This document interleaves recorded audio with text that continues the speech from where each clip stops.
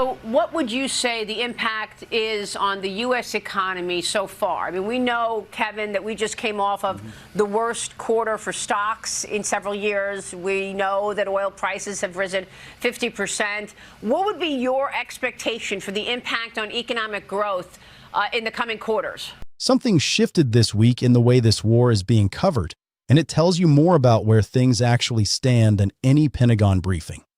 Well, I mean, absent this event, then when you and I talked about this last time, I said that because AI is creating so much productivity, because President Trump's policies, the dereg and the taxes are causing an investment boom that considers or continues right to this day. You know, we just got Advanced Durables numbers that said that orders for capital goods and shipments of capital goods are at an all-time high.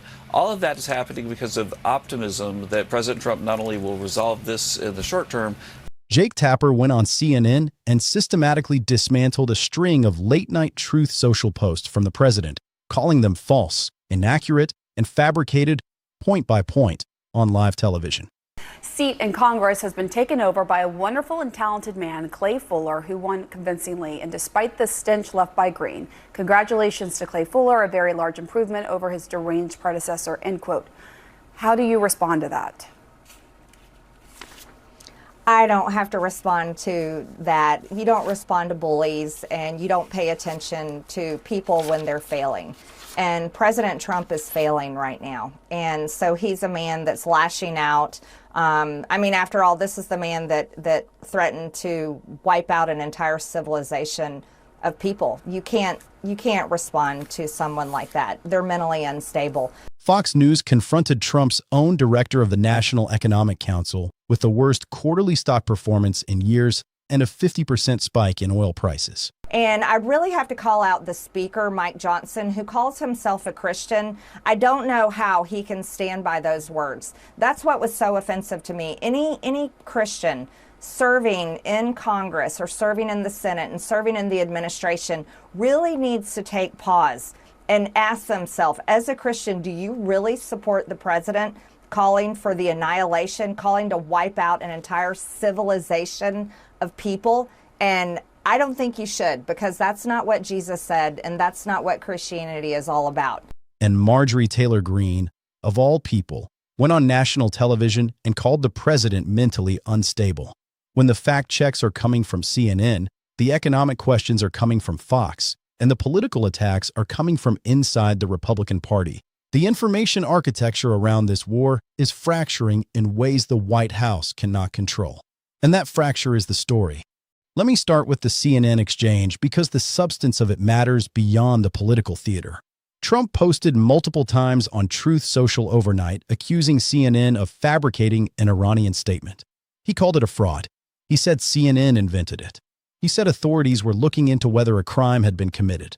FCC Chairman Brendan Carr piled on, claiming that Iran had put out an official statement that could not be squared with what CNN reported. Trump demanded CNN withdraw the story and apologize. None of his claims were accurate. Here is what actually happened. Iranian officials issued a statement through the Supreme National Security Council. That statement was reported on multiple Iranian state media outlets and by news organizations around the world, not just CNN. CNN also received the statement directly from specific official Iranian spokespeople known to their reporters. The statement existed. It was real. It was issued by a recognized Iranian government body. Meanwhile, please leave your questions or comments in the comments section. I will answer each one individually as time permits. Also, I would be very happy if you liked the video and subscribe to my channel. Now, let's continue. The issue was not that the statement was fabricated. The issue was that the statement did not fit the narrative the Trump administration wanted to project. The Iranian government does this constantly. One faction issues a hardline statement aimed at the domestic audience. A different faction releases a more measured version aimed at the international community. This is not a mistake. It is how the Iranian system operates. Both Trump's own defense secretary and White House spokesperson essentially confirmed this dynamic. The defense secretary said Iran is going to say a lot of things and claim a lot of things. The White House press secretary said what Iran says publicly is much different from what they communicate to the United States privately. Both of those statements are accurate. and neither of them supports the president's claim that CNN fabricated anything. What Trump did was take a real Iranian statement that was inconvenient for his messaging, and rather than explaining the well-known pattern of contradictory Iranian communications, he attacked the news organization that reported it. He lied about the origin of the statement. He lied about CNN's role. And he used the chairman of the FCC to amplify the false narrative. Tapper laid all of this out on air without hedging, without both sidesing it, without softening the language. He said the president lied. That kind of direct, unqualified fact check from a major anchor on a major network has been rare throughout this war. It should not be rare. It should be the baseline. Now let me turn to the Fox News exchange because it reveals something equally important about the economic reality underneath the war rhetoric. Fox brought on Kevin Hassett, Trump's director of the National Economic Council, and confronted him with the numbers. The worst quarter for stocks in several years. Oil prices up 50%. And they asked him directly what the impact would be on economic growth going forward. His answer was remarkable for its complete disconnection from observable reality. He said that absent the war, AI productivity and Trump's deregulation policies were creating an investment boom. He said capital goods orders were at an all-time high. He predicted 4 to 5% economic growth for the year. And he described the war as a temporary distraction that would very quickly go away. 4 to 5% growth. In a year where the Strait of Hormuz has been effectively closed for over a month, global oil supply has been disrupted by 20%. Fertilizer supply chains are fracturing. Allied economies are imposing energy rationing. And the United States is simultaneously running a major air campaign and deploying 50,000 troops to the Middle East. The markets are not reflecting 4 to 5% growth expectations. They are reflecting uncertainty, disruption, and a war with no visible exit strategy. Deutsche Bank noted just last week that Trump's address to the nation provided no signal of an imminent off-ramp. Oil is above $110 a barrel. American gasoline prices have climbed steadily since the war began.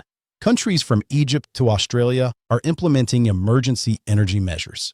The global fertilizer supply that depends on Gulf exports is under severe strain during the Northern Hemisphere planting season, which means the economic damage is not just about fuel prices today. It is about food prices 6 months from now. The idea that all of this is a temporary distraction is not optimism.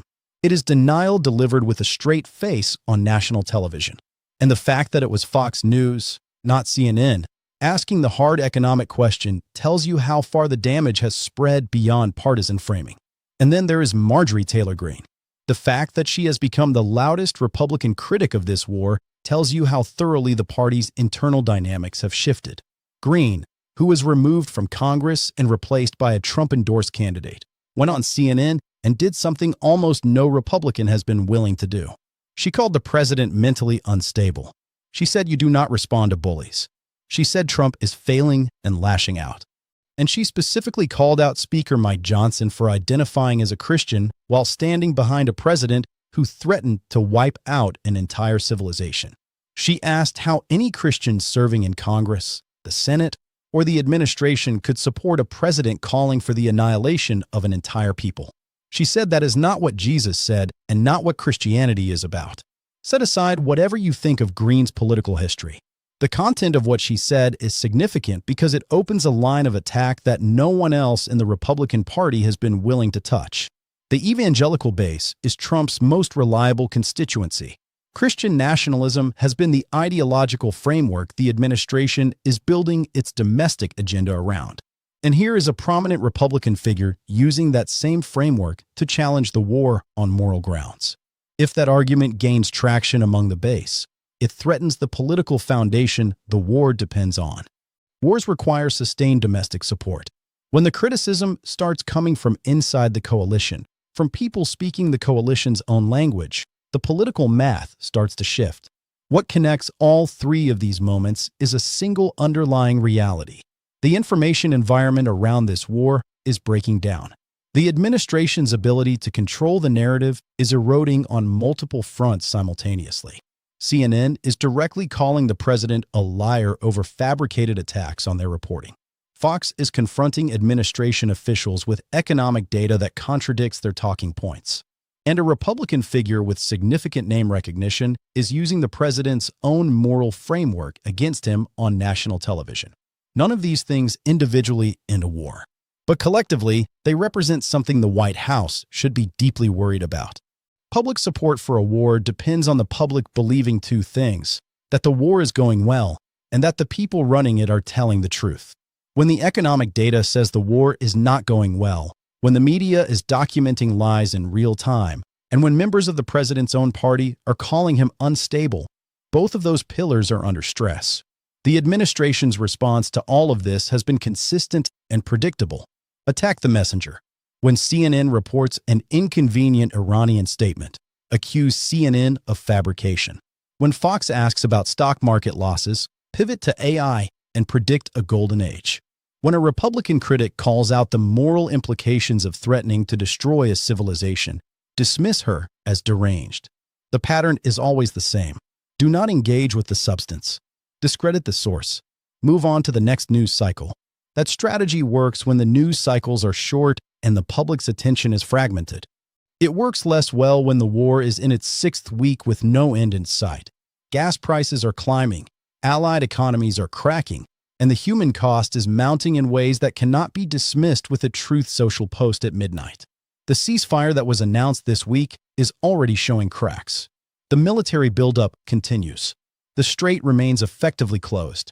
The economic damage compounds daily. And now the people whose job it is to sell this war to the American public are being challenged not by the opposition party, which has been largely silent, but by the media institutions and party members that the administration assumed it could control.